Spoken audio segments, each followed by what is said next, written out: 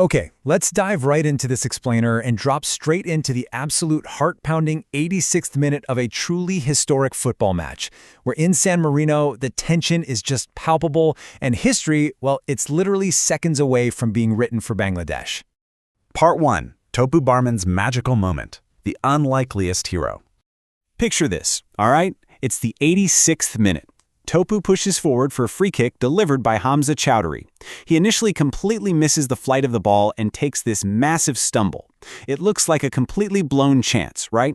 But as Bishwanath Ghosh volleys the ball back into the danger zone, Topu miraculously rises from his stumble, gets his head on it, and scores. He just erupts, ripping off his red jersey and wildly swinging it above his head like the national flag. And, this perfectly hits the nail on the head regarding the commentator's incredibly poetic point.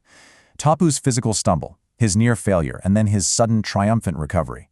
It's the perfect visceral metaphor for the struggles and the ongoing resurgence of Bangladesh football itself. They fall, but man, they always find a way to get back up. Section 2. A historic Euro victory. Defying the critics. Now you might be wondering, why celebrate beating the lowest-ranked team in the world? Honestly, before the starting whistle even blew, fans and critics alike were kind of laughing at the idea of playing San Marino. I mean, this is a team sitting at the very bottom of the global football ladder. A lot of people dismissed it outright, calling it a desperate PR stunt by the Bangladesh Football Federation just to, secure an easy win. But here is the absolute crucial point. Yes, San Marino is ranked 211th in the world, but Bangladesh is only 181st, so we aren't talking about a top-tier team playing a minnow here. Plus, Bangladesh was fighting for a win in a completely unfamiliar European climate against a team totally used to those snowy, freezing conditions. That is a massive psychological and physical hurdle to overcome. Think about this number for a second. 0. Absolutely 0. Before this match, Bangladesh had exactly 0 wins against European opposition on European soil. Never in their entire history, making this victory, regardless of the opponent's rank, a truly monumental milestone for the nation's sporting history.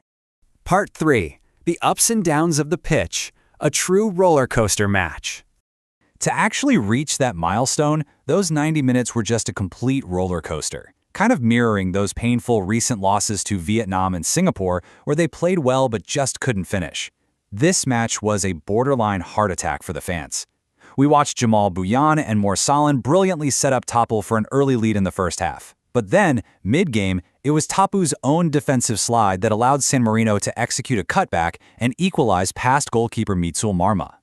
After that, Bangladesh hit the post, missed open goals, and honestly, the dread really started to set in. It wasn't until a flurry of late substitutions that the tide finally turned. Section 4. Thomas Dooley's start. A new era begins. Those crucial second-half changes bring us to the man pacing the sidelines, Coach Thomas Dooley. He stepped right into a pressure cooker from day one. Despite an impressive resume, playing in 2 World Cups, captaining the U.S. national team, and assisting Jurgen Klinsmann, Dooley faced immense skepticism from the Bangladeshi public. Critics bizarrely focused on his lower salary expectations and heavily doubted his ability to replace Javier Cabrera and take this team to the quote-unquote next level. What's really fascinating here is how that single late goal was basically an instant pressure release valve. By bringing on fresh, aggressive players like Sumit, Zayan, and Kazin late in the game, Dooley created the sustained pressure needed to force that winning goal. It instantly validated his tactical awareness in his very first match in charge. Part 5. Hamza's deep roots. A quiet celebration. While Coach Dooley found his redemption on the bench, the pitch offered 2 completely contrasting pictures of what this meant. On one hand, we witnessed the chaotic, highly visible heartbeat of the team in Topu Barman.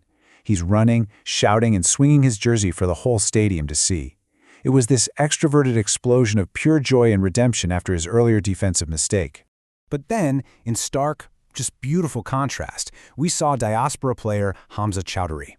While the world watched Topu, Hamza simply dropped to his knees, completely alone, right at the exact spot where he took the free kick. It was a quiet, deeply personal reflection of how strong his roots and his emotional pull to Bangladesh truly run.